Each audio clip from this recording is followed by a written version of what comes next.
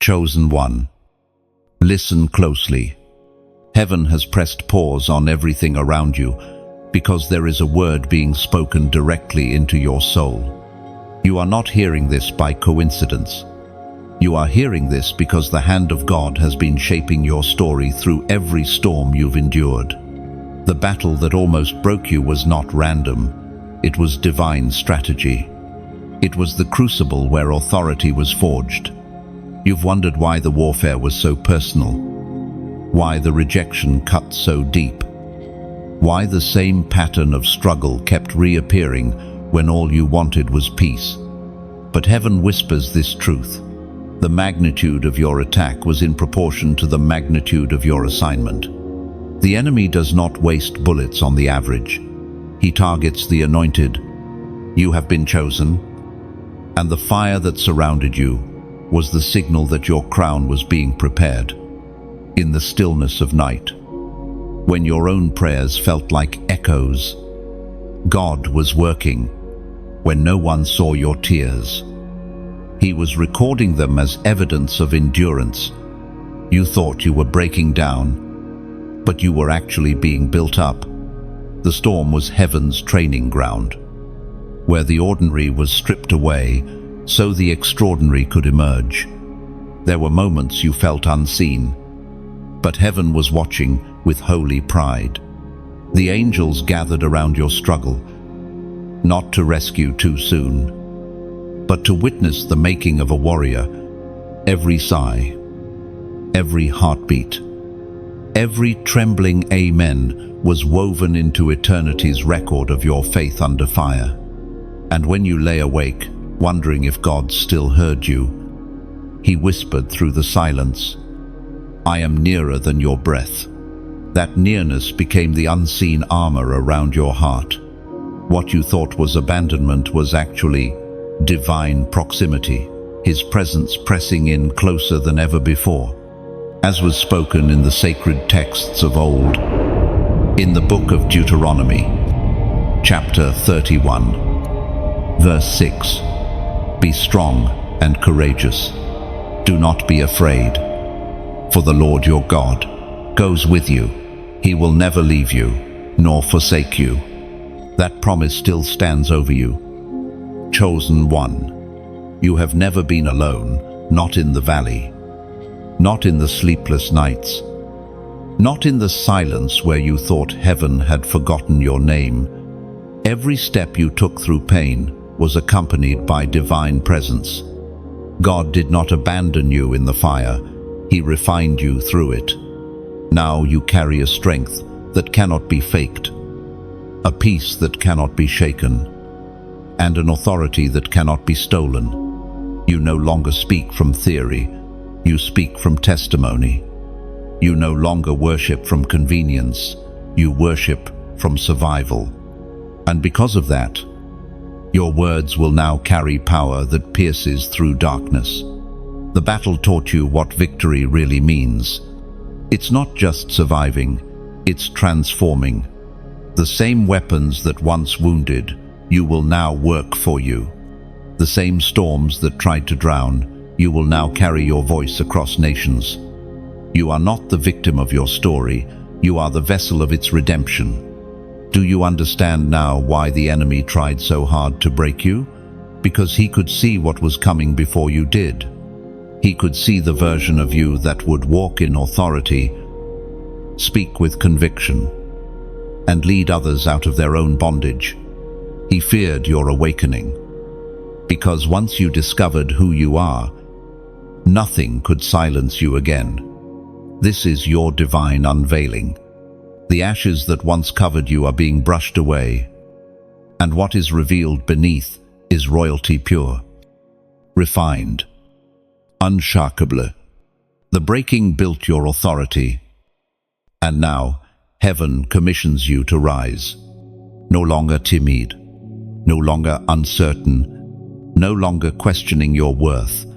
You are the evidence that God turns wounds into weapons and pain into purpose.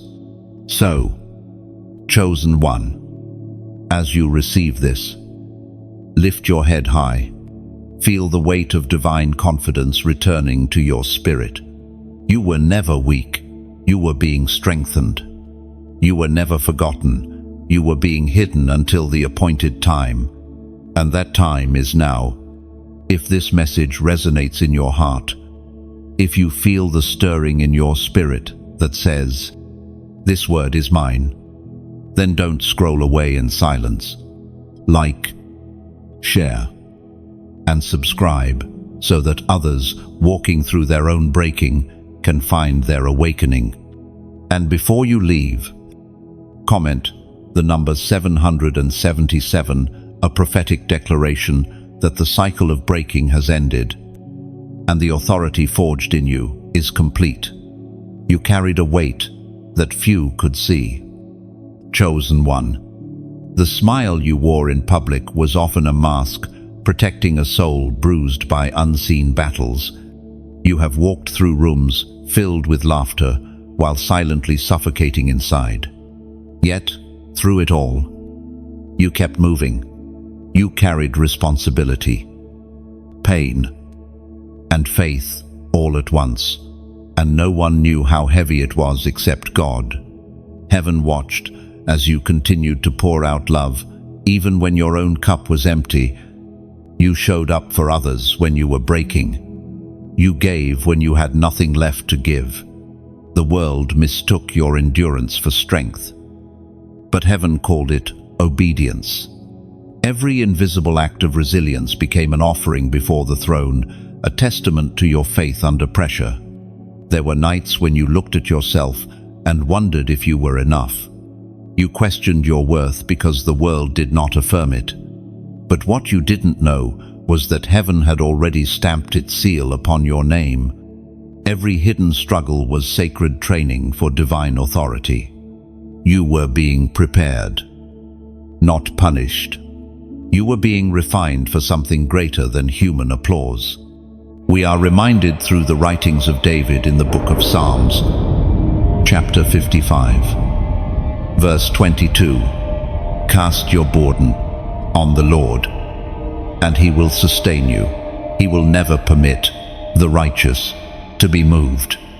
Your story is sacred because it is filled with perseverance that defied logic. Others would have quit. Others would have collapsed under what you've endured. But you broken, misunderstood, and often unseen, kept walking. You didn't realize it, but every step was prophetic. Every time you chose love over bitterness, heaven recorded it as victory.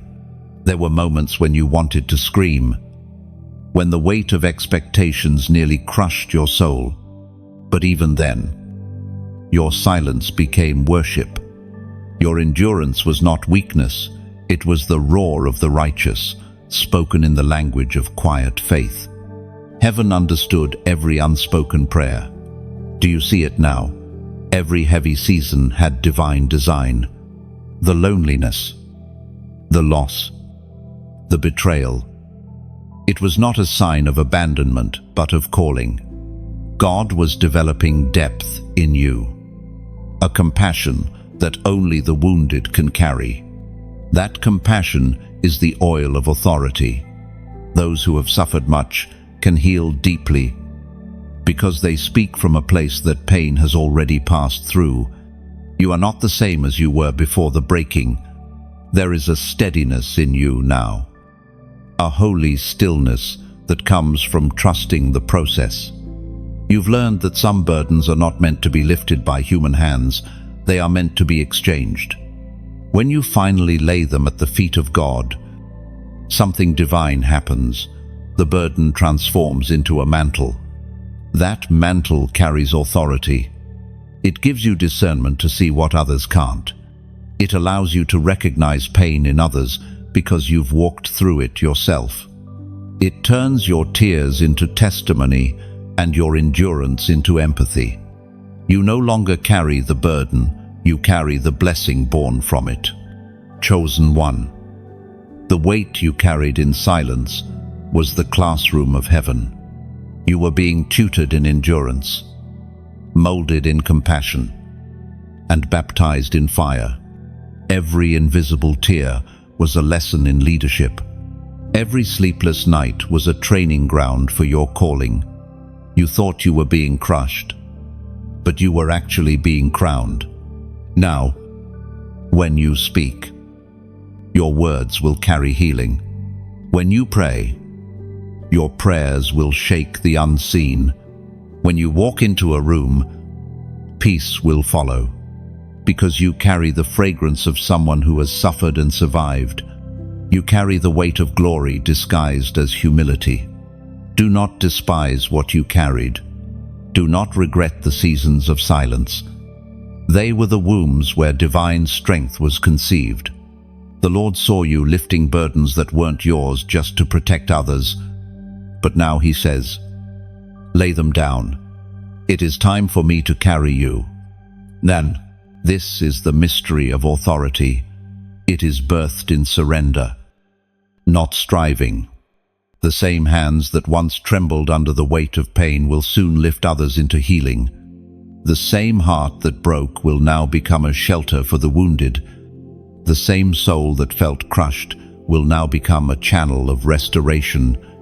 You are walking proof that endurance births elevation. Heaven is proud of you, not because you never fell, but because you never stopped getting up. Every step you take now carries eternal weight. The burdens you bore in silence have become the strength that cannot be shaken. And one day, when you look back, you will realize you were never carrying the weight alone.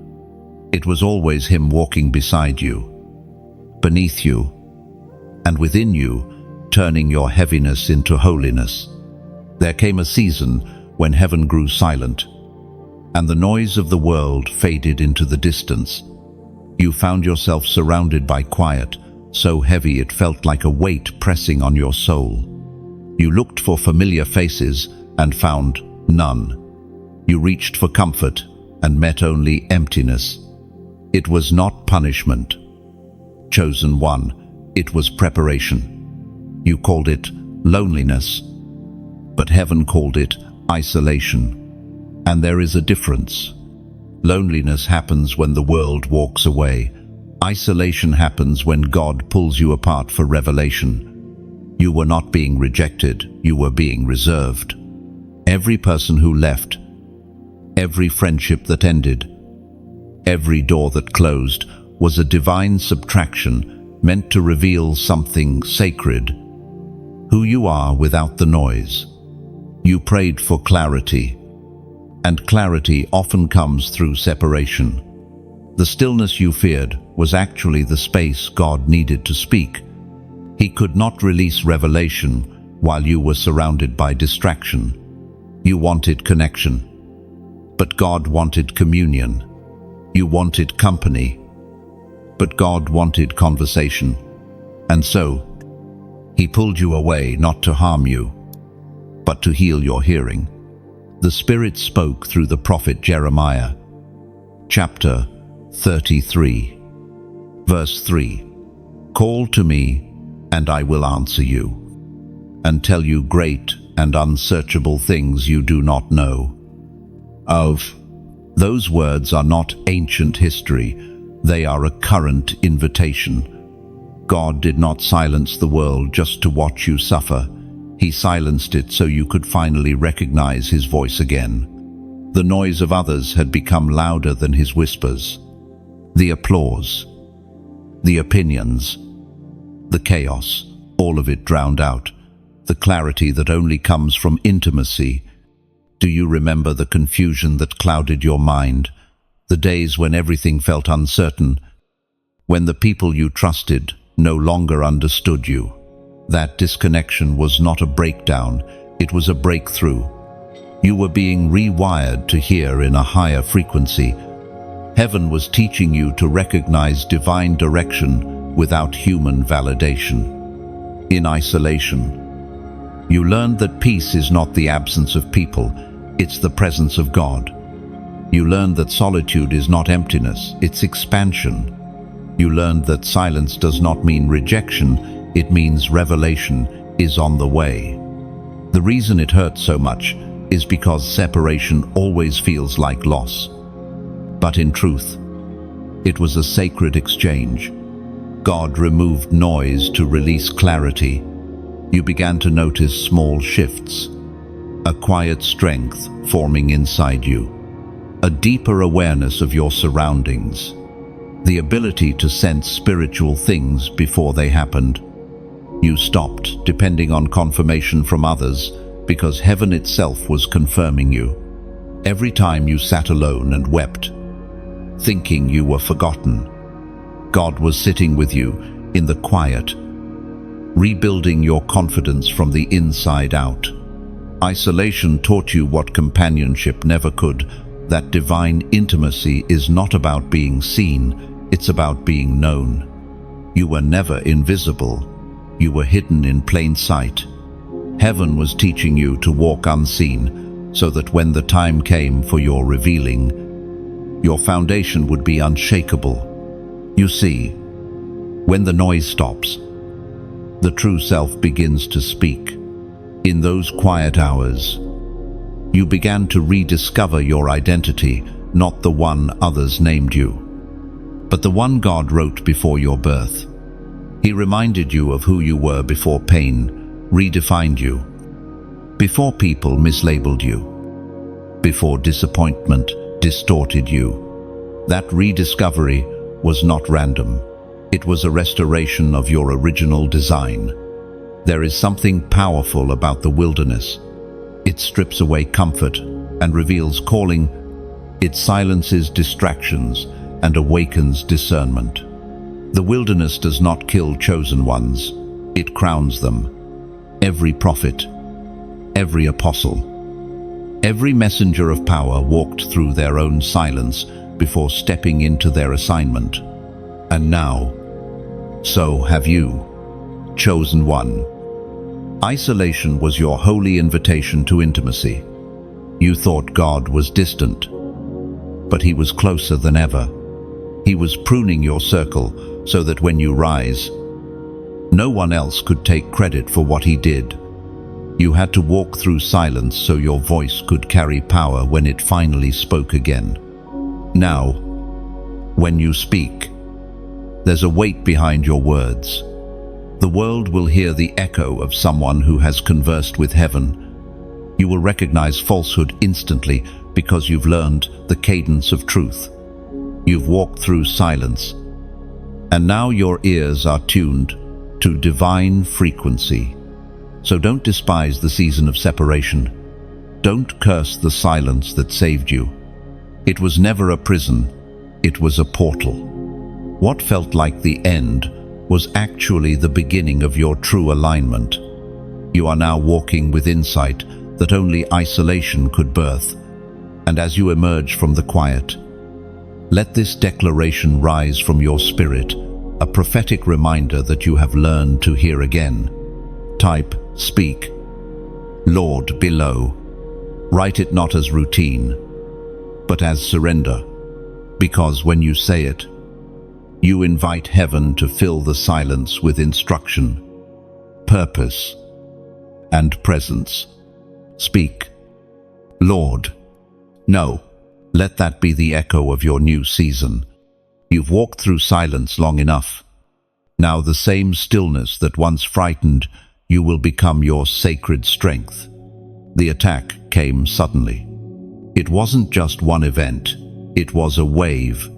Relationships broke. Opportunities disappeared. You were misunderstood, accused, and questioned. It felt as though every foundation you trusted began to tremble beneath your feet.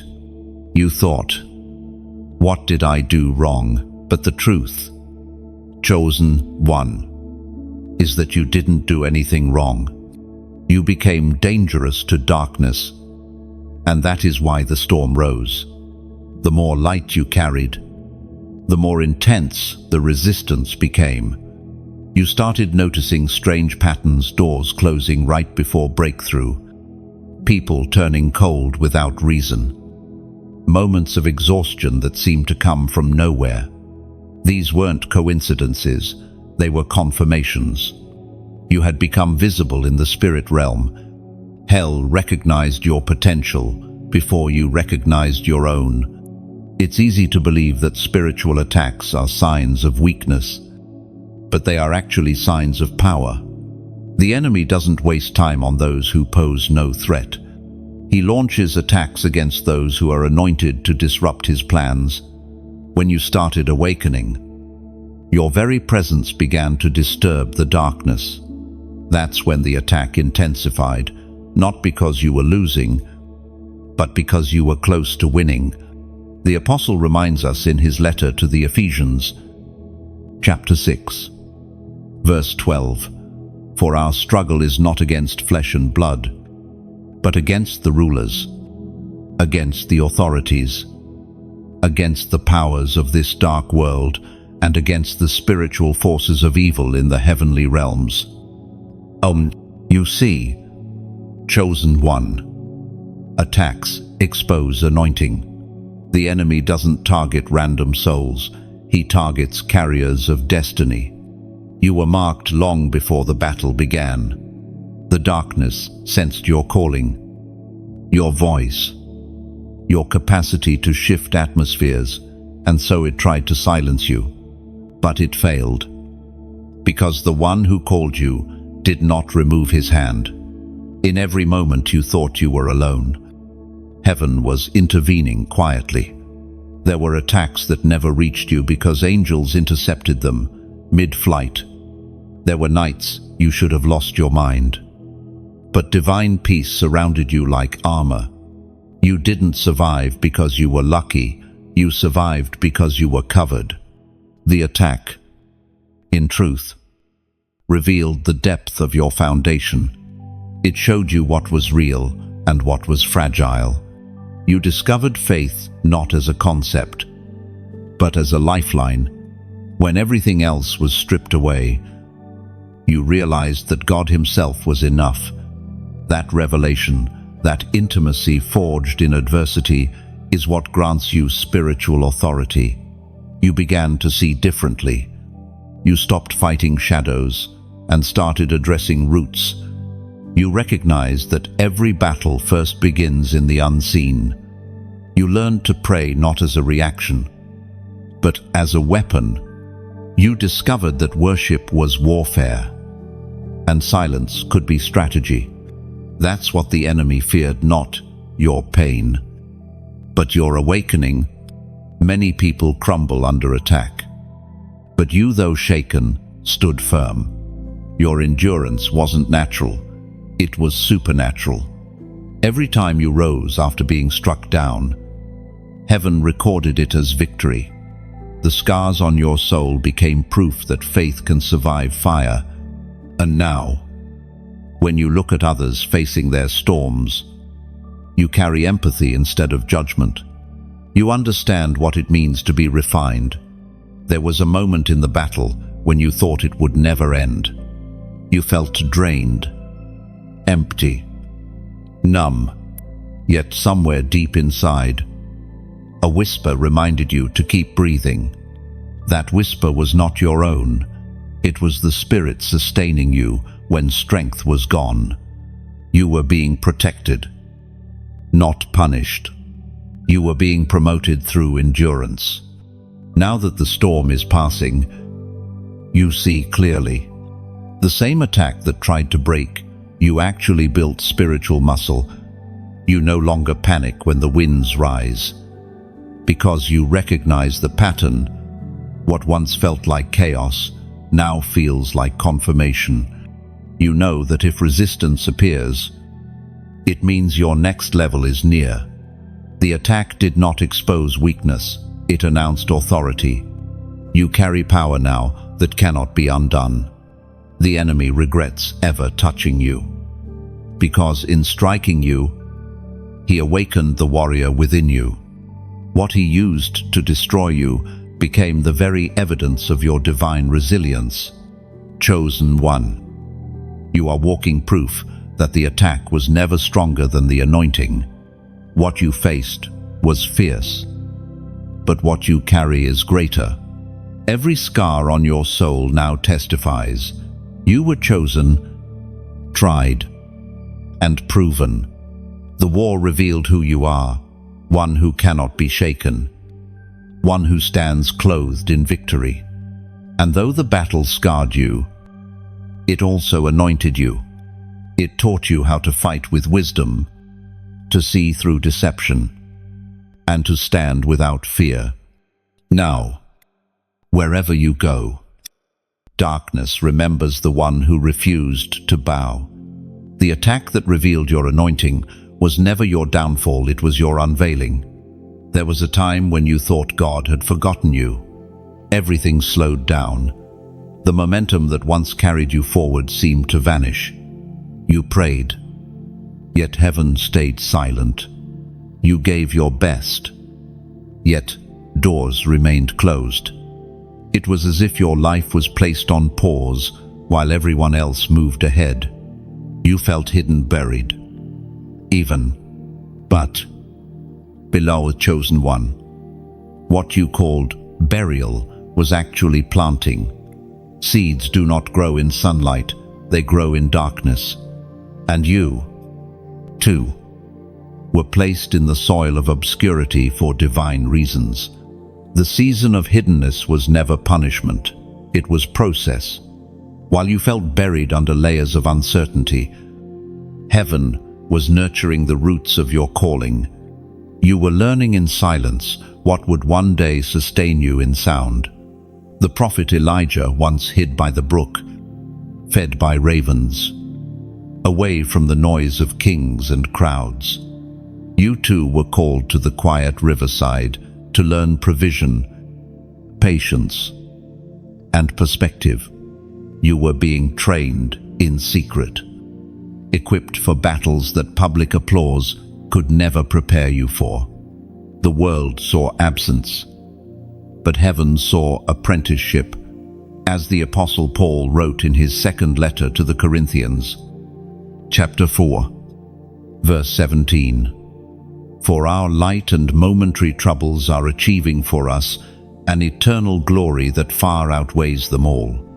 And that scripture reveals the divine paradox of hidden seasons. What feels like delay is actually acceleration in disguise. God was not ignoring you, He was investing in you. While you waited, He was building infrastructure inside your spirit. The delay was construction time. You learned how to depend on His whisper when there was no applause. You learned how to praise when no one noticed. You learned how to trust when every visible promise seemed to fade.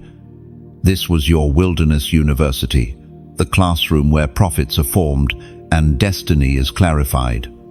Sometimes God hides His greatest treasures, not to punish, but to protect. A diamond cannot be left exposed while it's being shaped. It must be held in darkness, pressed under heat, cut by precision hands.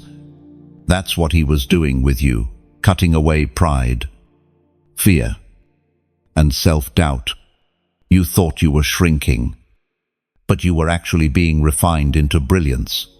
There were moments in that hidden place when you felt unseen. You watched others celebrated while your name stayed silent. But heaven says this: when it's your time, no spotlight can outshine your purpose. The one who trains in private never fails in public. You were not forgotten, you were fortified. You are stepping now into the reward of your secret obedience. Every prayer whispered in darkness is about to echo in daylight. Every act of faith that went unnoticed will soon bear visible fruit. The same God who hid you will now reveal you, not for vanity, but for victory. And as you rise, remember this: do not despise the season that taught you dependence. Those silent years were sacred. They built humility, endurance, and clarity. They kept you grounded so that when you stand on higher platforms, pride will not pull you down. The ones who survive hiddenness carry authority that cannot be faked. You were trained like an archer's arrow, pulled backward only to be released farther. What looked like regression was preparation. You were learning precision in prayer, discipline in faith, and wisdom in waiting. And now, heaven has placed you in its bow, ready to release you toward destiny's mark. Chosen one. If this message finds you still in that hidden place, though not lose heart. The darkness you feel is not the grave, it's the garden. Something holy is sprouting beneath the soil of your patience. Keep tending your faith, keep watering your hope. You are closer to emergence than you realize. If these words touch your spirit, take a gentle step forward, like, share, and subscribe so that others who feel buried may realize they are merely planted. Every small gesture spreads light farther than you can see. And if your heart feels moved, consider donating not as a transaction, but as a seed. Each offering helps this message reach another hidden soul somewhere in the world, reminding them that their darkness has purpose. When you give, you become part of the very story. You are listening to the story of hidden things coming alive again. Imagine it like a lamp on a distant hill. One spark passed from hand to hand, illuminating valleys, one heart at a time. That is what your act of giving does. It multiplies light. You're not just supporting a message, you're extending a mission. Remember this always. The hidden place is not the end of your story, it's the beginning of your authority. When God finally unveils what He has been forming, the world will not just see your gift, they will feel the weight of your journey behind it. Your private obedience has prepared you for public impact. You have been trained in the shadows, but you are about to shine with divine clarity. There were tears. You never planned to cry, tears that came quietly in the middle of the night, when no one was around to comfort you. They were not ordinary tears. They were sacred water, carrying the weight of prayers you couldn't find words for. Heaven saw each one. Every drop fell as a seed into divine soil. And what you thought was grief was actually germination. Chosen one. Those tears were never wasted. The pain that once pressed on your chest was a prophecy in disguise. You thought your heart was breaking, but it was expanding. The same heart that ached with sorrow is now being filled with oil of wisdom, compassion, and authority. What once bled now blesses. You see, heaven measures tears differently than men do. Where others saw weakness, God saw worship. Every tear became a silent intercession. Every cry in the dark became a song in heaven's halls. The angels gathered around your heartbreak, like priests collecting offerings from the altar of your soul. The Word of God declares in the book of Psalms, chapter 56, verse 8, "You keep track of all my sorrows. You have collected all my tears in your bottle. You have recorded each one in your book." Think of that for a moment. The Creator of the universe recorded your pain as poetry. Every tear told a story of survival. Each one spoke. They didn't quit. They still believe. They're still here. Your tears were language when words failed you. They carried messages straight to the throne room of heaven. There were moments when you questioned if crying made you weak. But the truth is, it made you pure. Tears cleanse the spirit like rain, washes the earth. They make room for new growth. Without them, you would have hardened into bitterness, but you chose tenderness instead. That is strength in its highest form. You didn't just endure sorrow, you transformed it. Each time you wept, you surrendered a piece of pride, a layer of self. an illusion of control. You became transparent. And transparency is the birthplace of transformation. In your weeping, God was refining your heart so that when you rise, you carry empathy for the broken and mercy for the misunderstood. Now, the oil that flows from your life comes from that place of pressing. Oil is never produced without pressure. Grapes are crushed for wine. Olives are pressed for anointing. And hearts, your heart must break to release healing. The tears you cried became oil of healing, not only for you, but for others. You carry that fragrance now. It follows you like a promise fulfilled. There will come a time soon when your tears will turn to laughter.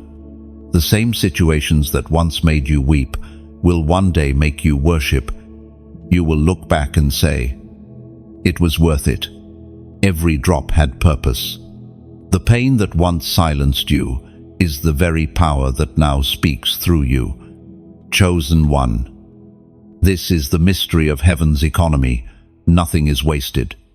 Suffering becomes seed. Tears become testimony. Loss becomes language that heaven translates into legacy. The tears that once blurred your vision have now cleared your spiritual sight. You see deeper. You feel stronger. You love wider. That is the fruit of holy sorrow. When people see you now, they may never understand what it cost you to stand here. They may never know the nights you wrestled with God, asking, why? But heaven knows. Heaven kept record. And that record is now being rewritten, not with grief, but with glory. The tears you cried in secret are about to be answered in public. The same eyes that saw your mourning will witness your miracle. God never forgets what is offered in brokenness. He multiplies it into beauty. And as this word touches your spirit, take this moment to affirm heaven's promise. Type 444 below, a number of divine stability, the foundation of faith, the establishment of answered prayers. Write it as your declaration that what once broke you will now bless you. When you type it, don't see it as a ritual. See it as agreement. Heaven moves when faith responds. Each 444 is like placing a stone on the altar, saying, Lord, I understand now. My tears were oil. My sorrow was seed. My pain was prophecy. And let peace settle in your chest. Beloved, you no longer need to fight the memory of your tears. They have already done their work. They have softened the ground for joy. The rain has passed, and the fragrance of renewal fills the air. You are not broken, you are blooming, and heaven is smiling, holding bottles of your tears as trophies of triumph. They tried to silence you, not always with words, but with doubt, criticism, and misunderstanding. Some laughed at your dreams. Others twisted your intentions. You spoke from purity, yet were met with suspicion every time you stood up to declare truth. It felt like the world pushed you back down. You began to question if your voice even mattered. But, chosen one, heaven never intended your voice to blend in. You were not called to echo others. You were called to sound different. The tone of your calling carries a vibration that disrupts darkness. You were not silenced because you were wrong. You were silenced because your sound was dangerous to the enemy's structure. In the quiet years, you learned something priceless. Your voice is not just sound, it is authority. Every syllable that leaves your lips now carries weight. You've spoken through suffering, and that has purified your words. You no longer speak from ego or fear, you speak from encounter. The world hears the voice of someone who has wrestled with God and survived. Heaven speaks clearly through the words in Proverbs, chapter 18, verse 21. The tongue has the power of life and death, and those who love it will eat its fruit. Lo, your silence once felt like defeat, but it was actually incubation. God was teaching you the weight of words. He hid your voice for a season so that when it returned, it would carry precision. You were learning when to speak and when to stay still, when to prophesy and when to pray. That discernment is what separates noise from authority. Every attempt to silence you refined you. Every misunderstanding humbled you. Every rejection purified your motives. You used to speak for validation. Now you speak from revelation. You no longer crave to be heard by people. You long to be heard by heaven. That shift is what makes your voice unstoppable. There was a time you stopped speaking altogether, afraid of causing offense or being misunderstood again. But even your silence carried sound. The heavens could still hear the trembling in your chest, the conversations between your tears and your prayers. God was training your spirit to speak without speaking, to influence atmospheres with presence alone. Now, when you open your mouth, there's a tremor in the unseen. Your words don't just echo, they pierce.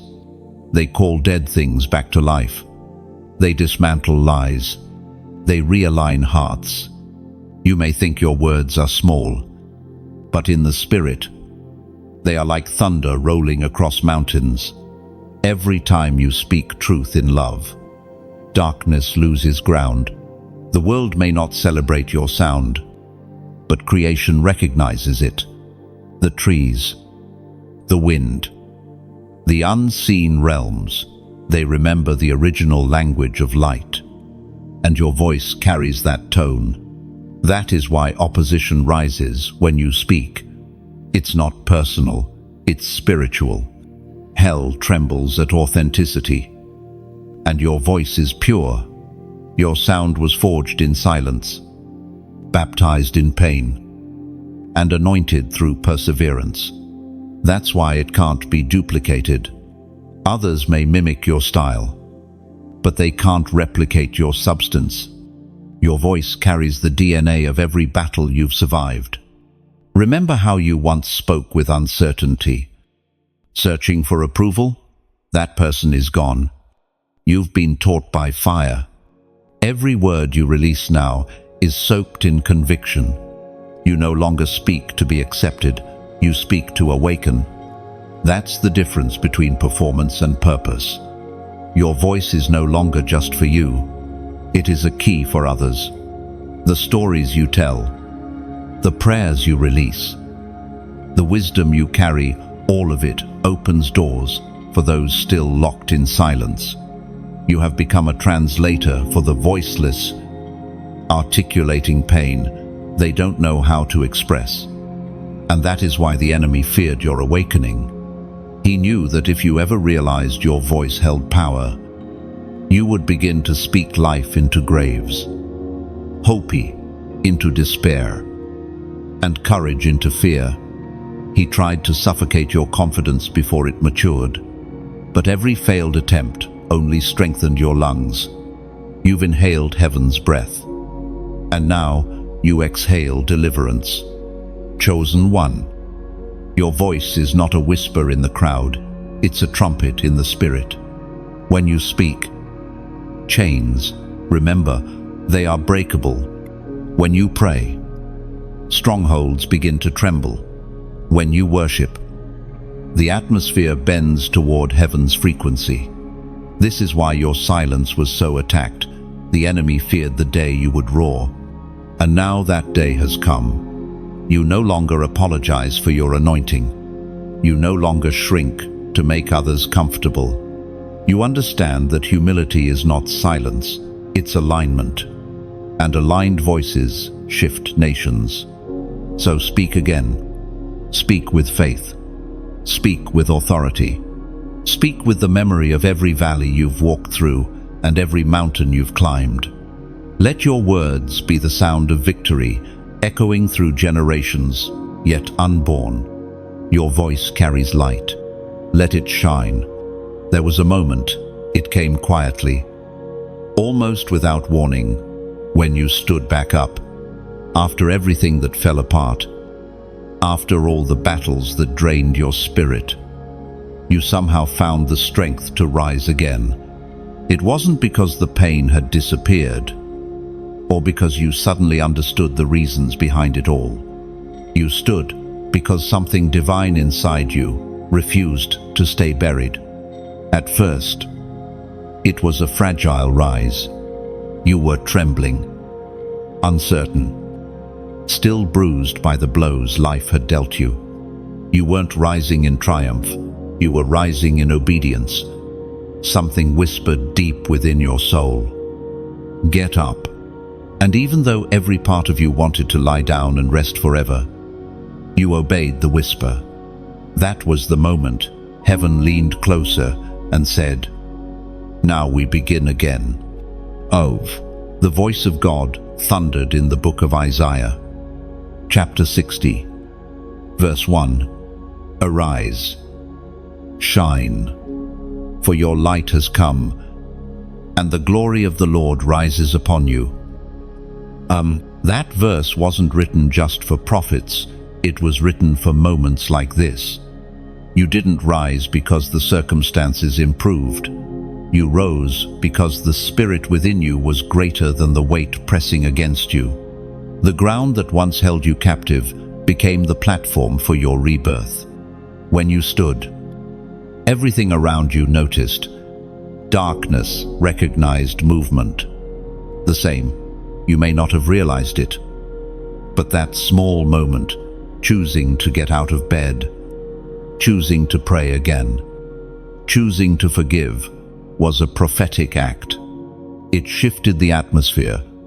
It marked the turning point where you stopped surviving and started living again. That moment was heaven's announcement. The story isn't over. Every time you rise, you declare war on despair. Every step forward is a sermon to hell itself, saying, "You couldn't keep me down." You became the living proof that resurrection power isn't reserved for Easter. It's written into the DNA of every believer who refuses to surrender. Still, rising didn't erase the memory of what broke you. The echoes of pain followed you at first, whispering doubts and fears, but slowly, with each sunrise, those echoes began to fade. They no longer defined you, they reminded you. They became evidence that even when faith trembles, it still wins.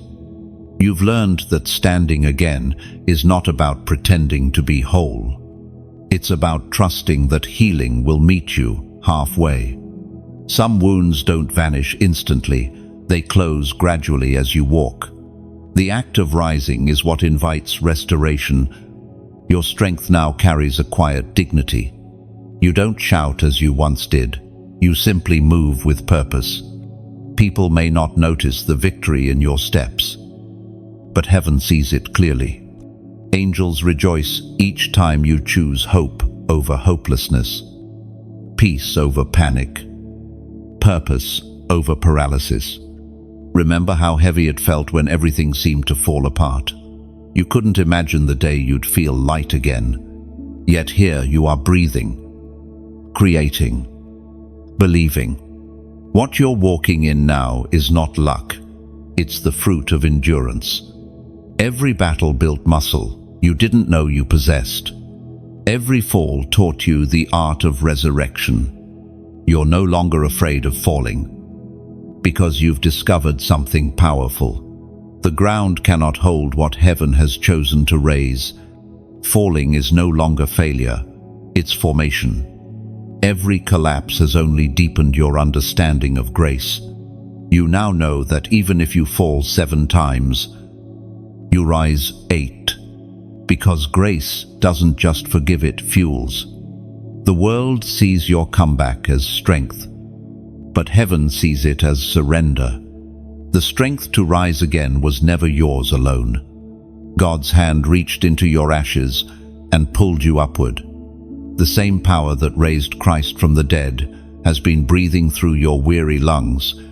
That's why you couldn't stay down. Now, when others look at you, they see resilience. But what they don't see is the quiet conversation between your soul and heaven that made this moment possible. They don't see the prayers whispered through tears, the trembling faith, the invisible war fought in silence. Yet all of it matters. Every tear, every breath, every heartbeat is recorded as worship. Chosen one. Rising again doesn't mean everything is fixed. It means you've chosen faith while still feeling the fracture.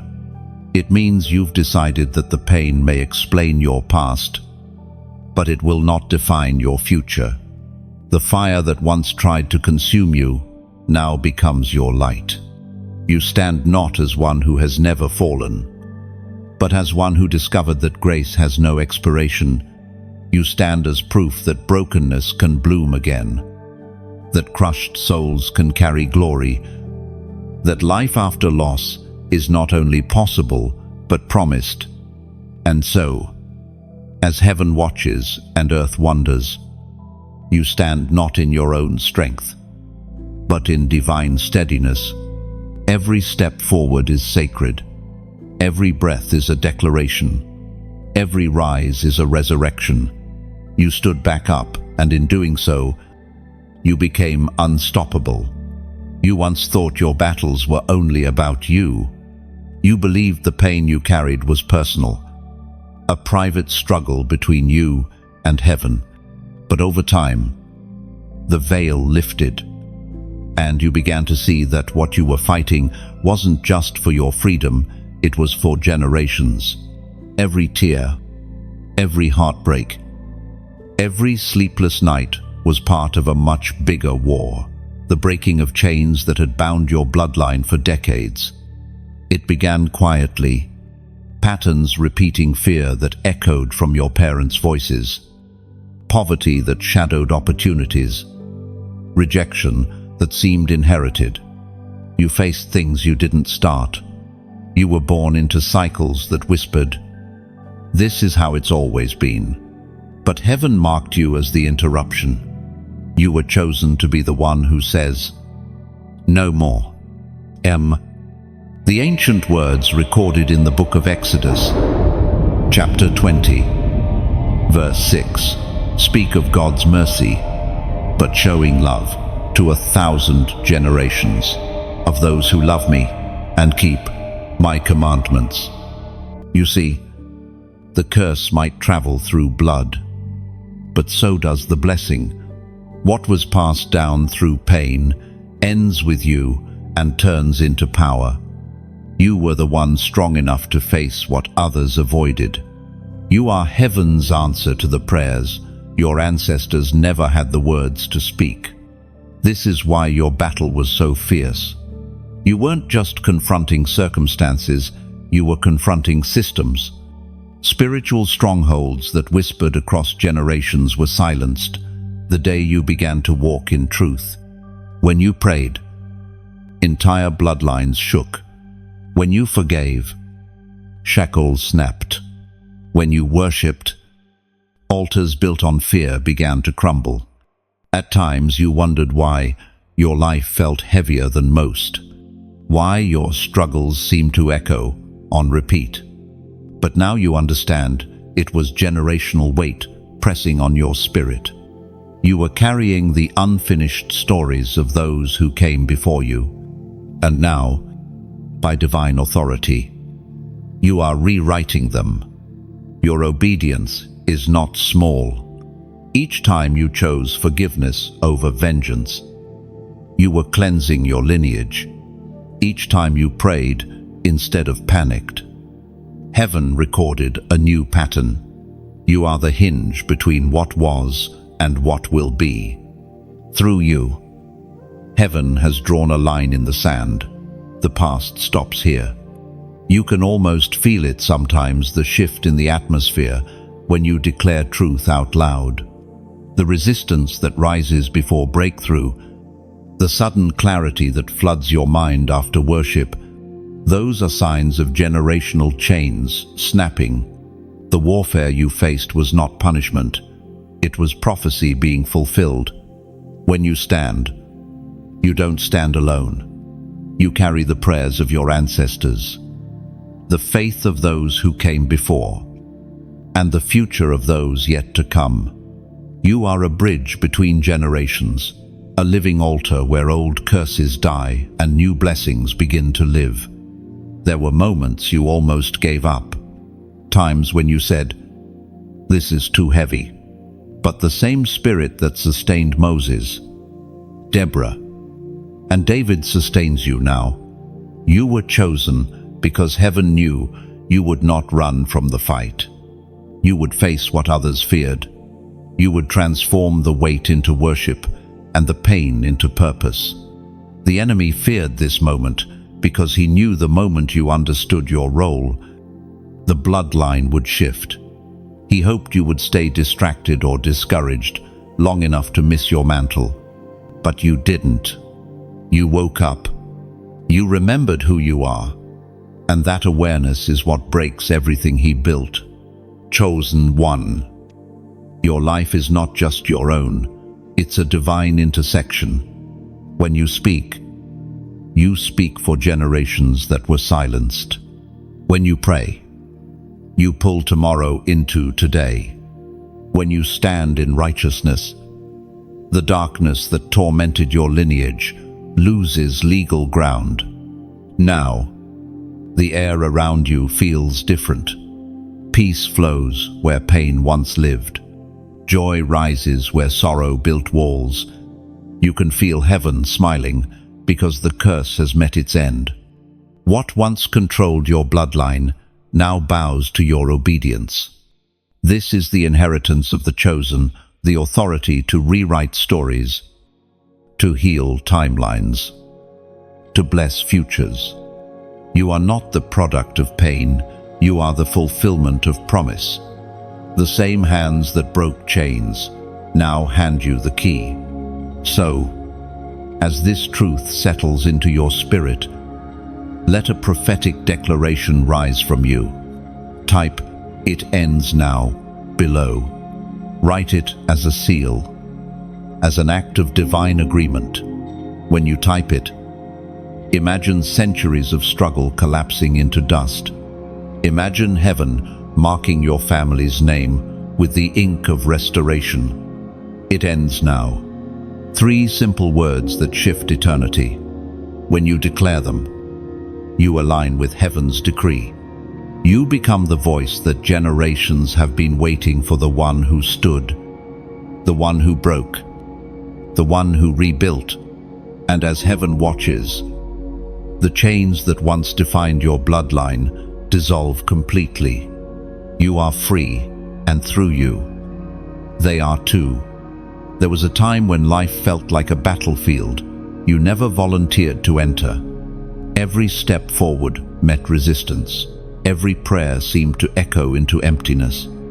You were tired of standing, tired of believing, tired of fighting battles that didn't make sense. Yet somehow you never stopped. You might have stumbled, but you never surrendered. And that perseverance, chosen one, is the proof of your authority. What once hurt you now obeys you.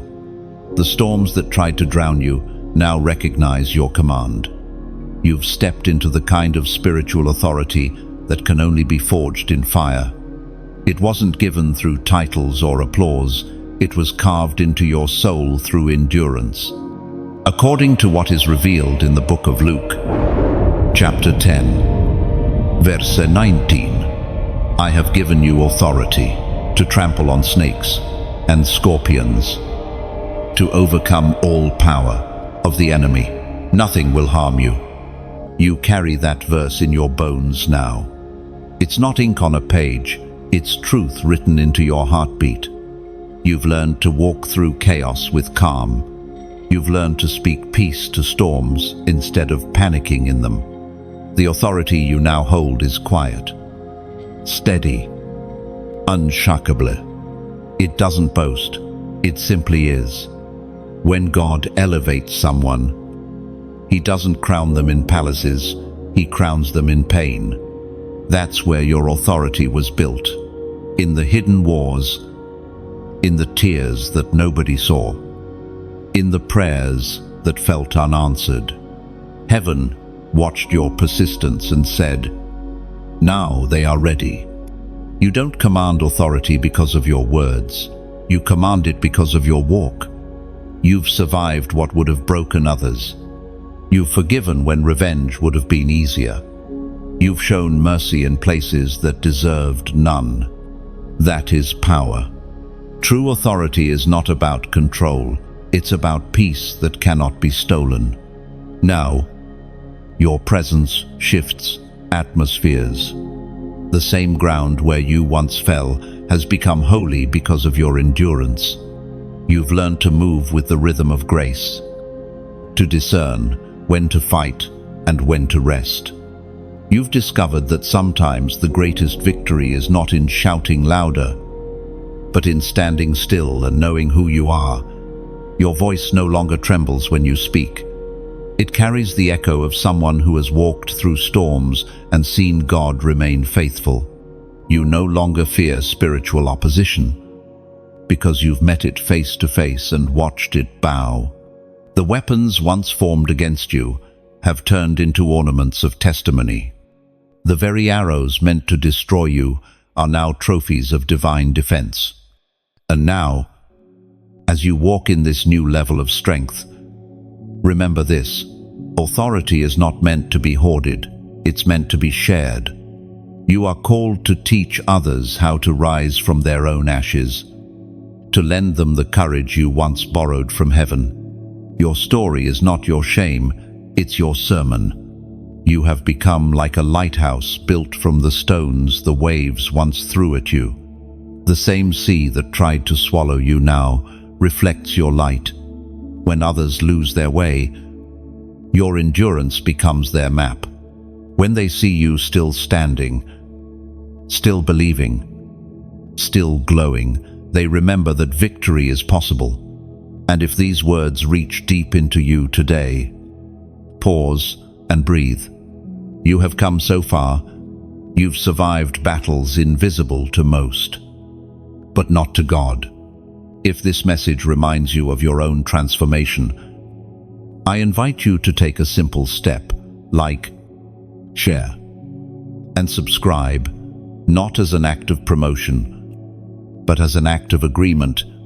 Every time you share light, you multiply it. Every connection carries truth farther than you can see. And if you feel moved, if something inside you whispers yes, consider donating. Think of it not as charity, but as planting back into the soil that once watered you. Your offering becomes another seed that allows messages like this to reach more souls who are still fighting in silence. You never know who might need the reminder you've already received. Every gift, every gesture, is like adding another candle to the table of hope. Together, we keep the fire alive for those still wandering in the dark.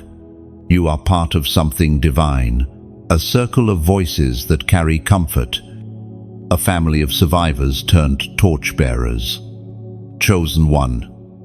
Your authority is no longer in question. The fire that once tried to burn you has now become your flame.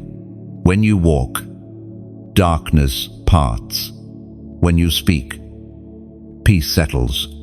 When you give, heaven multiplies. You are no longer waiting for confirmation. You are the confirmation. So walk boldly in this authority. Live as one who has been crowned by endurance, anointed by tears, and appointed by grace. The battle didn't break you, it built your throne. There are things you know now that you could only learn through experience, truths too heavy to be taught in comfort. You once sought wisdom in books, in sermons, in the voices of others. But what you carry today did not come from pages. It came from pain, from prayer, from the quiet classroom of endurance. That is divine wisdom, the kind that can only be born through wounds. At first, your suffering made no sense. You wanted answers, explanations, closure. But wisdom is not always an explanation, it is revelation. It reveals meaning in hindsight, light after long shadows. The understanding you walk in now is different. It carries humility. You no longer claim to know everything. Instead, you listen, discern, observe. You have become a vessel of insight, calm, measured, and deeply aware. The Apostle reminds us in the book of James, chapter 1, verse 5, "If any of you lacks wisdom, you should ask God, who gives generously to all without finding fault, and it will be given to you." That scripture once sounded simple, but now you understand its depth. Wisdom isn't given in a moment, it's revealed over seasons. God didn't hand you answers instantly. He invited you into process. Every delayed response, every closed door, every silence was an unspoken lesson in patience. And from that patience came discernment. You learned to see beyond appearances. Where others saw coincidence, you began to recognize patterns. Where others reacted in fear, you waited for understanding. That waiting became sacred space, the soil where wisdom took root. You realized that silence can speak louder than noise, and that the absence of clarity can often be the beginning of it. Pain changed your perception. It stripped away illusions and revealed truth in raw form. You started to notice what others missed: the motives behind words, the energy behind smiles, the warning inside comfort. Wisdom gave you spiritual sight, the ability to detect deception before it unfolds. That's not suspicion, it's discernment. Heaven trained your eyes to see what the natural mind cannot. There were times when your discernment made you lonely. You saw through things others still admired. You recognized danger in places they called safe. And when you tried to warn them, they dismissed you. That's the burden of the wise, seeing too much, too soon. But you learned to stop explaining and start interceding. Silence became your strategy. Prayer became your language. Wisdom also softened you. It taught you mercy. You stopped judging people by their failures because you understood the hidden wars they might be fighting. You learned that sometimes what looks like rebellion is really pain, and what looks like pride is actually fear. That kind of understanding can only come from having been broken yourself. You discovered that wisdom is not about being right, it's about being righteous. It doesn't shout to prove its point, it whispers to heal. True wisdom is gentle, steady, and clothed in compassion. It doesn't seek revenge, it seeks restoration. That's why God could trust you with it, because you no longer use knowledge as a weapon, but as a balm. Now, when storms rise, you don't panic. You've seen enough to know that every shaking hides a shift. You've learned that sometimes God allows chaos not to destroy, but to rearrange. You no longer pray for everything to make sense. You pray for strength to trust what doesn't. That is wisdom, to believe without full understanding. And perhaps the greatest revelation of all is this: wisdom doesn't end with understanding, it begins with surrender. You have come to see that the wisest hearts are those that remain teachable. Even now, After all you've endured, you still bow before mystery. You still listen when heaven speaks in riddles. You still find beauty in not knowing everything. That humility is your protection. It keeps your discernment pure and your authority grounded. You carry insight.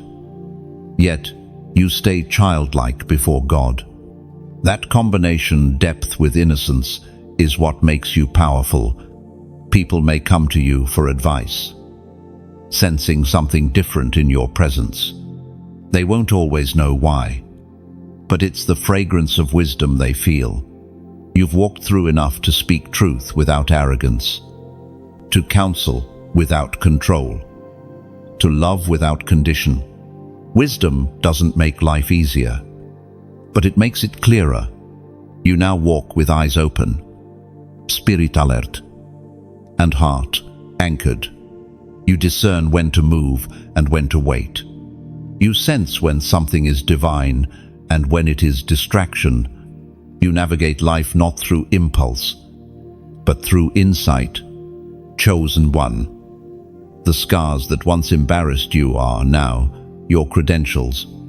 Each one is a letter in the book of wisdom heaven wrote through you. You have become a living proverb, a walking testimony that God can turn pain into perception, confusion into clarity, and wounds into wisdom.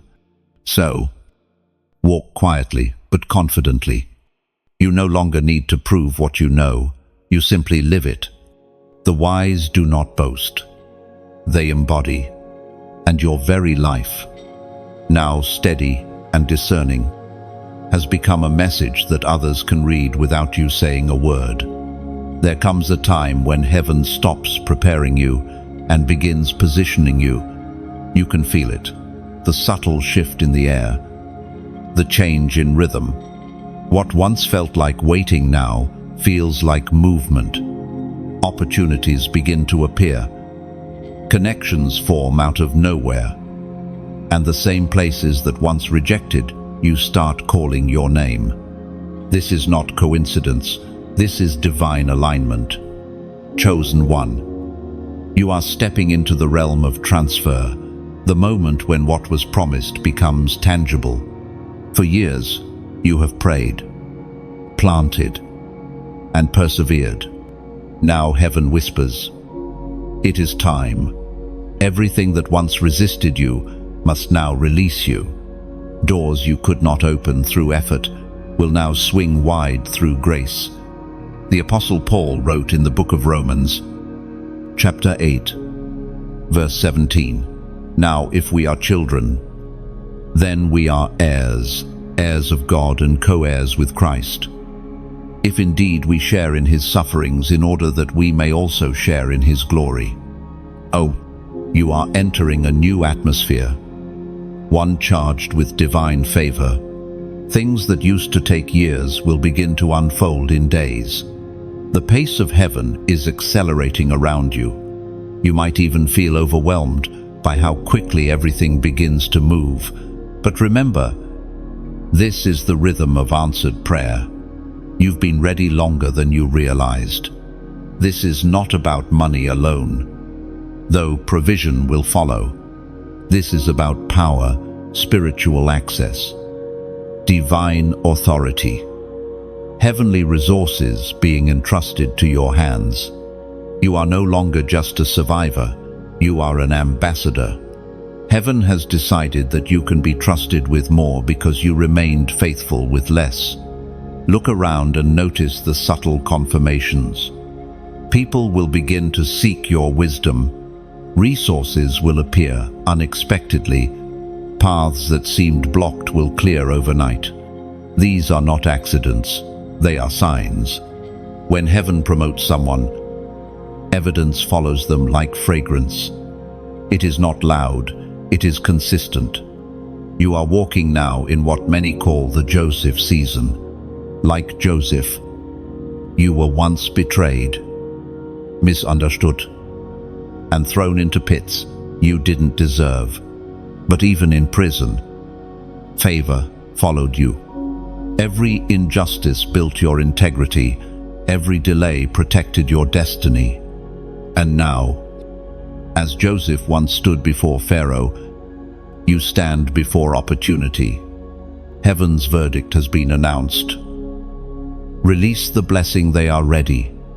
But remember, the transfer isn't just for your comfort, it's for kingdom impact. What is coming to you will flow through you. You are a channel, not a container. The resources, influence, and insight God is giving you are meant to free others. That's why the blessing will never run dry. It keeps moving. Be wise with what arrives. The abundance that flows in this next season must be anchored in purpose. Use it to build, to bless, to heal. Let generosity become your reflex. Authority grows through service, not through possession. And you, chosen one, have been anointed to multiply what others hoard. There will also be spiritual transfer mantles of power passing into your hands. You'll feel new levels of sensitivity in prayer, deeper accuracy in discernment, stronger impact when you speak. The same anointing that rested on your mentors or spiritual ancestors will begin to move through you. You were never meant to imitate them. You were meant to inherit their mantle and expand it. It's important to recognize that favor can attract opposition. Some will question your sudden rise. Others will misunderstand your motives. But stay calm. Those who walk in divine flow don't need to prove themselves. The results will speak. Let grace defend you. Let fruitfulness be your answer. As this word settles in your heart, remember the weight of what you carry. Heaven didn't choose you because you were perfect. It chose you because you were faithful. You have been tested in scarcity. Now you will be trusted in surplus. The same hands that once trembled in need will now overflow with provision. And now, if this word resonates within you, if you sense that divine confirmation stirring in your spirit, take this moment to respond in faith. Type 222 below. It is a number of alignment, divine timing, and the pairing of heaven's purpose with earthly manifestation. When you type it, do it with intention. Let it be your agreement that what has been stored in heaven is now being released on earth. 222 means the wait is over. The transfer is active. The inheritance is unfolding. You are stepping into a flow where effort meets favor, where prayer meets fulfillment, where calling meets confirmation. Chosen one, this is the season you were built for. The tears, the silence, the stretching, all of it was preparation for this unveiling. Now, rise with confidence. The throne is no longer distant. It is being established beneath your feet. The mantle fits perfectly. The authority feels natural. The promise has become reality. You've always been brave, even when you didn't feel it. Courage isn't loud. It's often quiet, trembling, and unseen. It looks like getting up when you still feel broken, like smiling through tears, like choosing forgiveness when anger seems justified. Courage was there all along, shaping you when you thought you were falling apart. Now, that courage has matured into something greater, fearlessness, not the reckless kind that ignores danger, but the sacred kind that walks through it, knowing who walks beside you. This is not arrogance. This is awareness. You've seen too much of God's faithfulness to be afraid of what's ahead.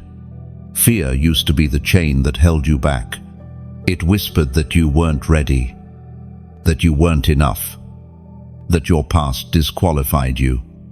But you've learned something powerful. Fear cannot survive in the same space as revelation. The moment you saw yourself through God's eyes, fear began to dissolve. The more truth you embraced, the quieter fear became. Scripture says in the second letter to Timothy, chapter 1, verse 7, "For God has not given us a spirit of fear, but of power, and of love, and of a sound mind." End quote.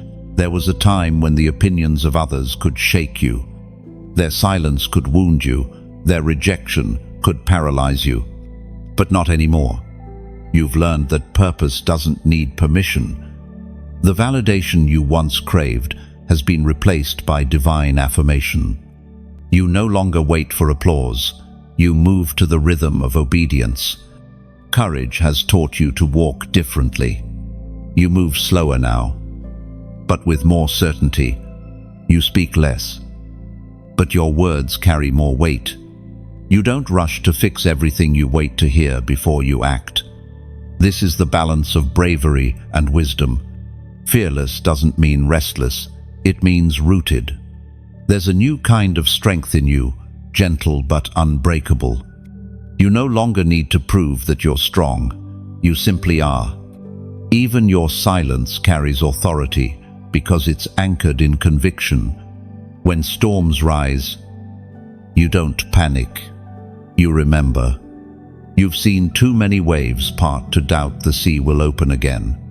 Every past storm taught you something. The fire taught you endurance.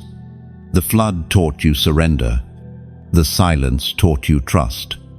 Each battle left a lesson, and those lessons have become your armor. Now, when new challenges appear, you recognize them for what they are: training, not torment. People who knew you before may not recognize you now. You've changed, not in appearance, but in essence. You carry a peace that confuses chaos. You walk with authority that doesn't shout. You are calm in situations that once terrified you. That is transformation, heaven's fingerprint on your spirit. There's a lightness to your courage now, a quiet confidence that doesn't seek attention. You've learned that the bravest thing you can do is keep your heart soft in a hard world. The fearless aren't those who never cry. They're the ones who cry and keep moving. You embody that truth. Your faith is no longer fragile. It has been tested by time, pressure, and disappointment. You no longer ask, "Will I make it?" You know you will, because you already have. Every day you rise. You prove that faith is stronger than fear. The fearless ones carry freedom in their eyes. They walk into darkness, not to boast, but to bring light. They speak truth even when their voice shakes. And they love even when it hurts. That's you now, a carrier of courage, a breaker of fear, a beacon for those still trapped in uncertainty. There will still be moments of hesitation, moments when the old voices try to return, but when they whisper, "You can't," your spirit will answer, "Watch me," not with arrogance, but with conviction rooted in faith. You are no longer intimidated by mountains. You've learned to climb them with praise. Chosen one. The rise of the fearless is not a moment, it's a movement, and you are part of it. You have become the embodiment of what faith looks like when it refuses to bow. You are the proof that courage can be quiet, that bravery can be gentle, and that love is the fiercest weapon of all. You no longer fight for survival. You live to lead others out of fear. Your presence speaks of peace. Your story releases strength, and your courage paves the way for others to find their own. The rise of the fearless has begun, and you stand at the front, not with pride, but with purpose. Restoration always comes quietly at first. You don't even notice it happening. After the chaos, after the storms, After the long stretch of silence, something begins to shift beneath the surface. What was once numb begins to feel again. What was once broken begins to move. It doesn't come as a sudden explosion of joy. It comes like morning light seeping gently through the cracks of a dark room. Chosen one. This is the beauty of divine restoration. It rebuilds without announcement. It doesn't rush. It doesn't shout. It simply breathes life into the ashes until you realize you are standing again. Healed in places you forgot were wounded. For so long, the pain was your rhythm. You measured days by survival, not by peace. You became so accustomed to loss that you forgot what fullness felt like. But heaven never forgot. The promise was always restoration. The same God who allowed the breaking was already planning the rebuilding. The prophet Isaiah recorded heaven's assurance in the book of Isaiah, chapter 61, verse 7.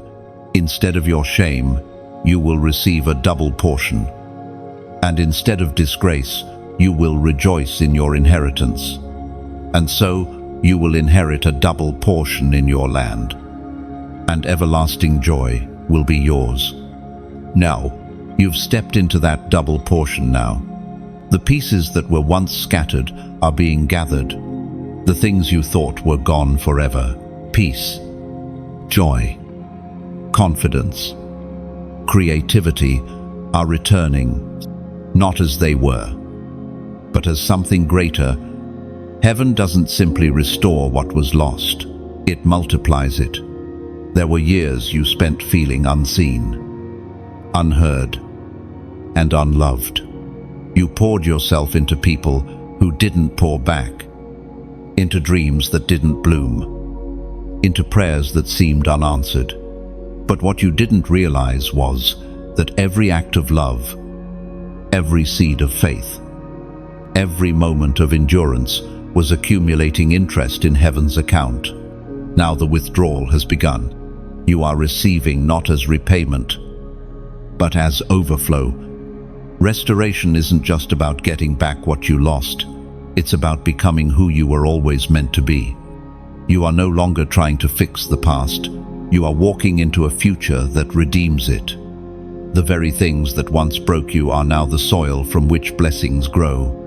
What was meant to destroy you has become the foundation of your destiny. You can feel it in your spirit, the colors of life returning. You laugh again, not because everything is perfect, but because peace finally outweighs pain. You dream again, not because the risk is gone, but because hope feels safe again. Even the sound of your own voice feels stronger. This is restoration, a resurrection of everything holy within you. Heaven is restoring more than emotions. It's restoring vision. You once saw life through the lens of loss, but now you see through promise.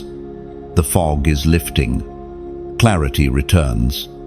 You can look at your story without flinching, because you understand now that even the dark chapters served a divine purpose. Every scar tells of survival. Every delay hid a deeper design. There's something sacred about how God restores. He never rebuilds exactly as before. He takes the ruins and rearranges them into something unrecognizably beautiful. He does not erase the evidence of pain. He transforms it into art. Your life is now a mosaic, broken pieces arranged by divine hands into a masterpiece of mercy. You will find that the same places where you once wept will soon become wells of joy. The same ground that drank your tears will bloom with fruitfulness. The same voice that trembled in fear will now declare freedom for others. Everything lost has found purpose. Everything wasted has been woven into wisdom.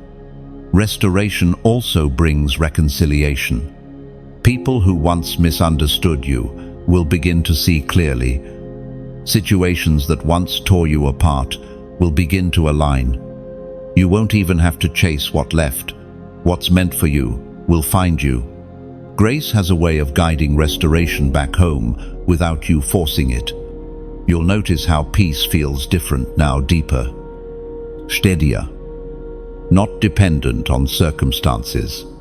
That's because true restoration isn't fragile. It's rooted. It can't be stolen by disappointment or shaken by delay. What heaven restores, hell cannot touch. You no longer live with clenched fists. You live with open hands. You've learned to release, to receive, to rest. This new chapter of your life is not about striving, it's about flow. You no longer have to fight for what is yours. The fight was the preparation for this peace. Chosen one, this is your restoration season. You are being rebuilt, quietly but powerfully. The sound of your laughter is returning to the earth. The melody of your purpose is playing again. You may still see traces of old pain, but now they glow like gold under divine light, proof of process, not reminders of loss. You are restored, renewed, and reborn. Heaven's promise stands fulfilled over your life. Everlasting joy is now your inheritance. There is a crown upon your head that no one can see.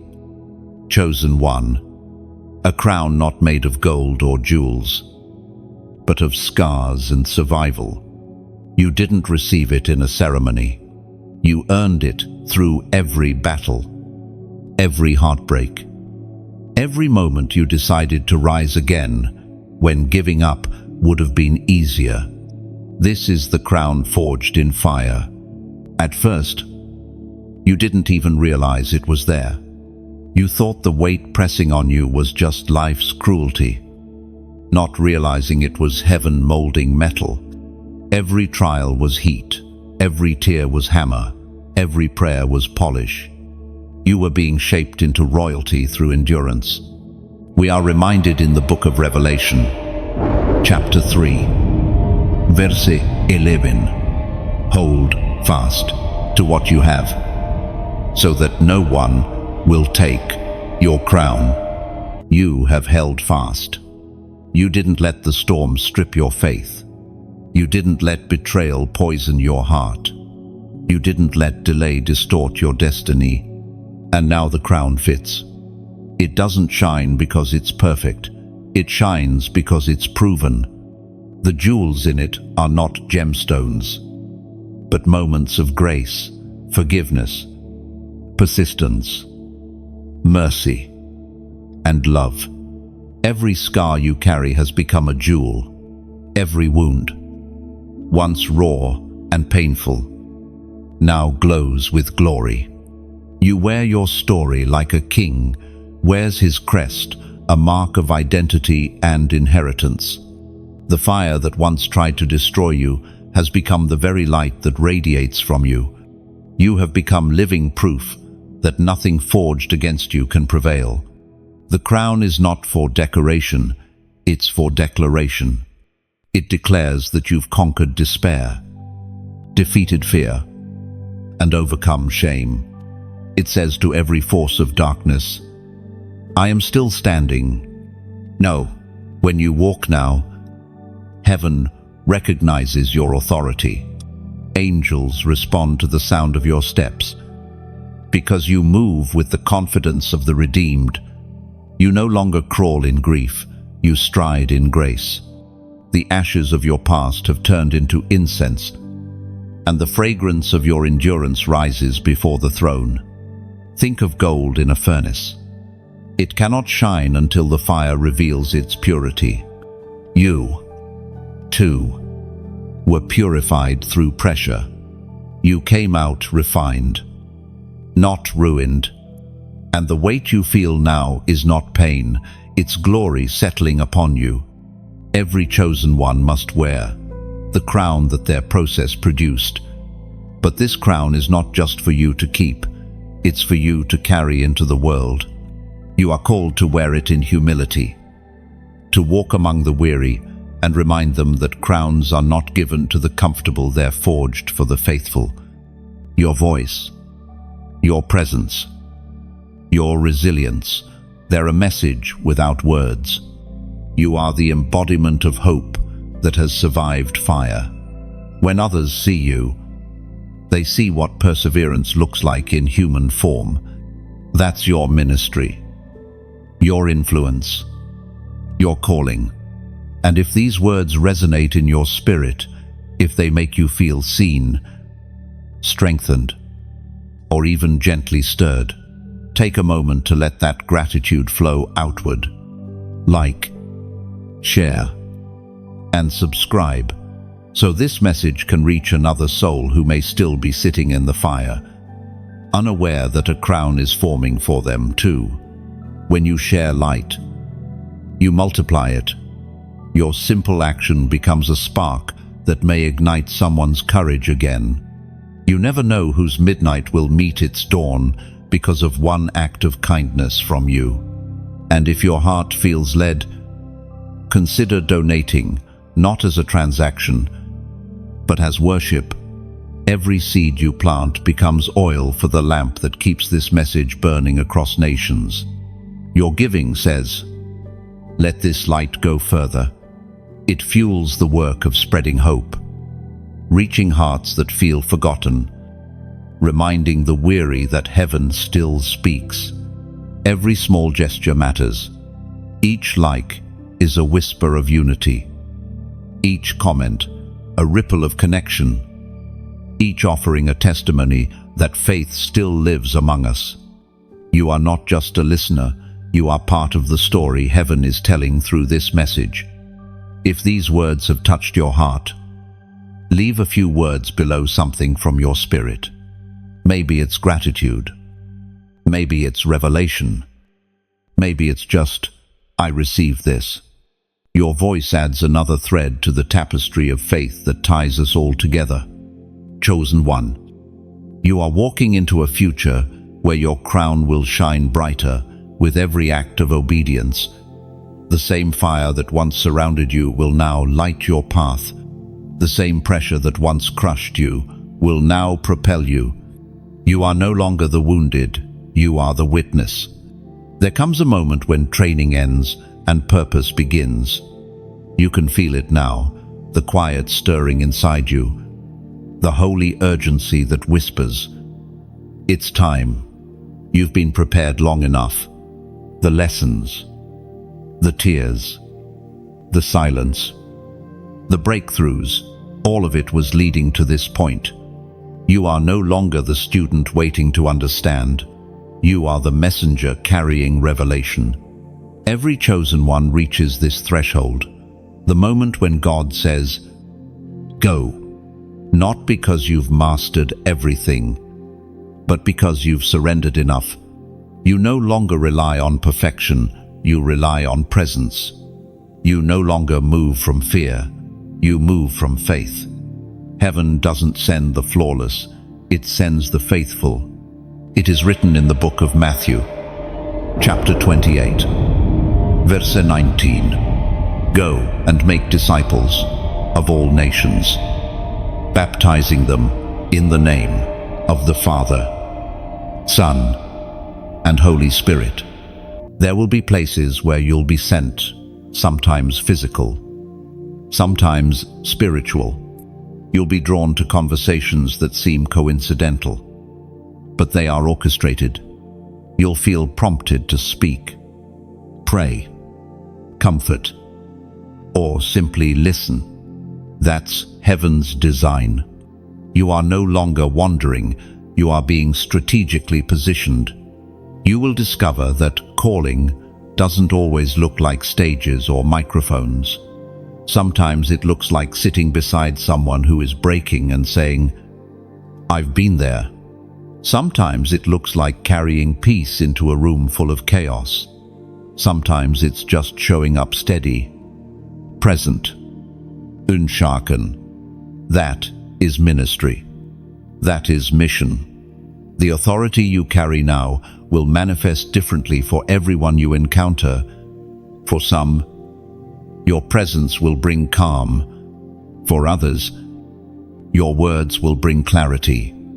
You may never know the full impact of your obedience, but heaven does. Every act of faith ripples into eternity. You will also learn that being sent doesn't mean leaving peace behind. It means taking it with you. You are an ambassador of divine order, a vessel of reconciliation, a carrier of light into dark corners. Where you walk, atmospheres shift. Where you speak, confusion dissolves. This is not because of your power, but because you move in alignment with the one who called you. There will still be moments of uncertainty, moments where the path ahead looks dim. But remember, obedience is often the only light you need. Each step reveals the next. The one who trained you in the dark will guide you in the light. Don't be surprised if you feel both excitement and trembling. Even prophets felt the same when they were sent. Moses stuttered. Jeremiah wept. Esther risked everything. None of them felt ready, and yet, each of them was chosen. God's confidence in you is greater than your fear of failure. You have been entrusted with more than a message. You've been entrusted with presence. People will not just hear you, they will feel the peace you carry. They will sense something divine, even if they cannot name it. That's how heaven works, quietly, consistently, through hearts that have learned to surrender.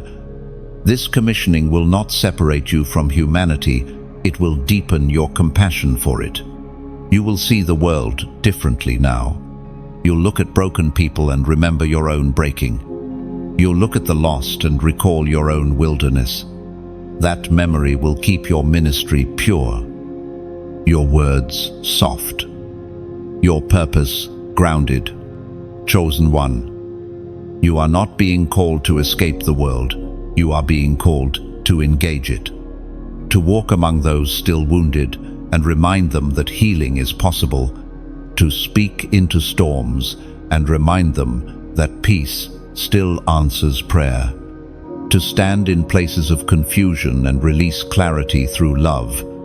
Heaven is not asking you to be perfect, it's asking you to be present.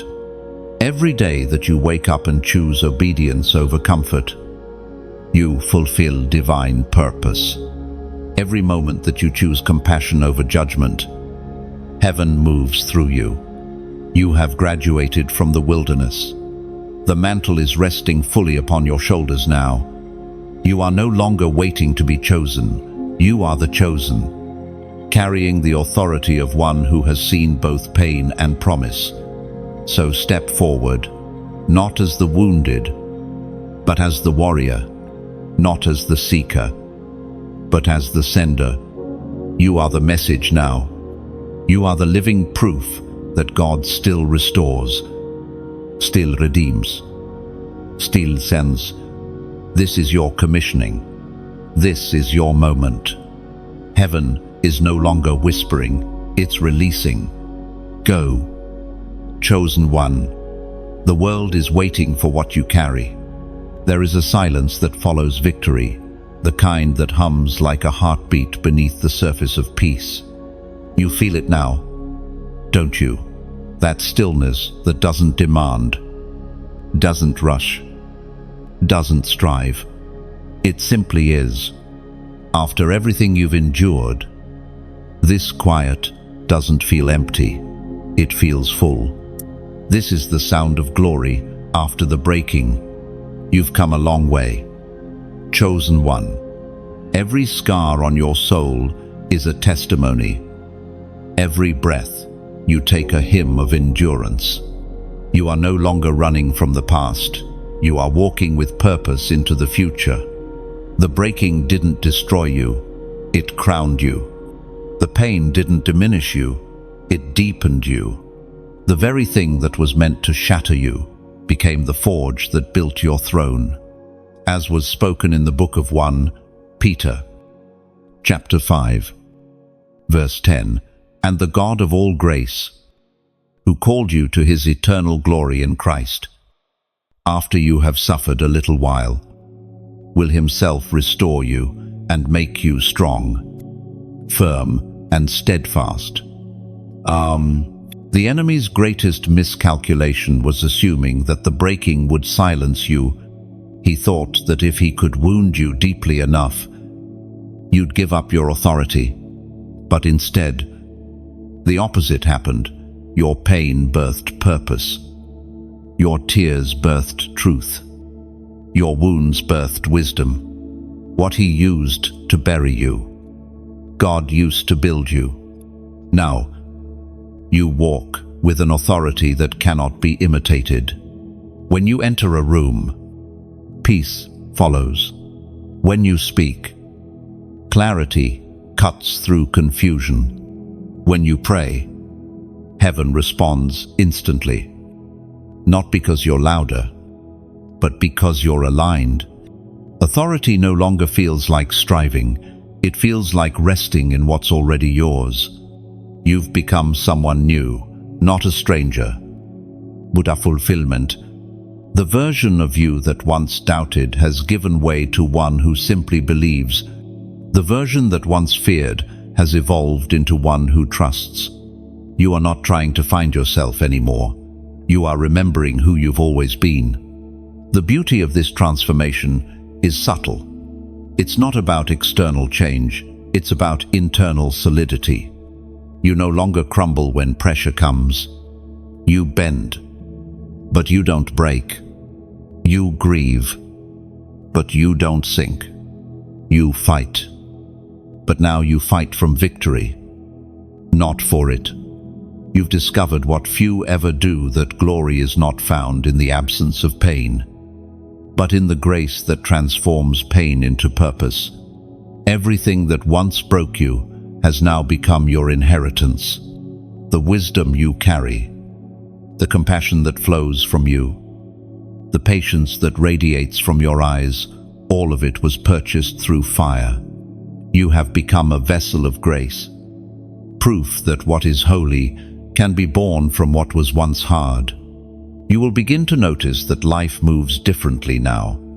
Doors will open without you knocking. Peace will remain even when storms threaten. You will meet people who feel like divine appointments, souls who were always meant to walk beside you in this next chapter. Heaven aligns destiny through timing, and your timing has finally arrived. You have crossed the threshold. The training is complete. The throne you carry isn't physical, it's spiritual, a posture of authority, humility, and unwavering faith. The breaking was not a curse, it was your coronation. You were being built into something heaven could trust. And now that trust has manifested as glory. Chosen one. Breathe. Feel the weight lift. Feel the glory settle. You are home within yourself, whole, healed, and held. The fire has done its work. The storms have served their purpose. And now grace remains as your garment. This is not the end of your story, it's the revelation of it. You were never meant to be defined by what broke you, but by what built you. And now, as heaven watches, the title written over your life reads clearly, "The one who overcame." Oh, you wear your victory quietly. Like dawn wears light not to prove, but to illuminate. The world may never know the full cost of your journey, but heaven does. And in that divine record, it is written eternally. The enemy tried to break them, but it built their authority. And so, it is finished. Beloved, chosen one. The journey through breaking and becoming has reached its still point, the place where peace replaces striving and purpose replaces pain. You have walked through fire and come out shining. You are no longer who you were when this began. You are refined, crowned, and commissioned. Now, Let your story ripple outward. There are others still standing in the same storms. You survived people who need to know that endurance has an ending, that purpose still rises from ashes. When you like, share, or subscribe, you're not just supporting words, you're releasing hope into the world. Every click is another spark that lights a hidden heart. And when you comment, leave a piece of your truth, your revelation, your prayer, your testimony. You never know whose spirit your words will awaken. Chosen one, carry this light forward. The message doesn't end here. It continues through you. Keep walking. Keep speaking. Keep shining. What tried to break you has built you into a living message of grace. You are the reminder that heaven still restores, still reigns, and still calls the broken to rise.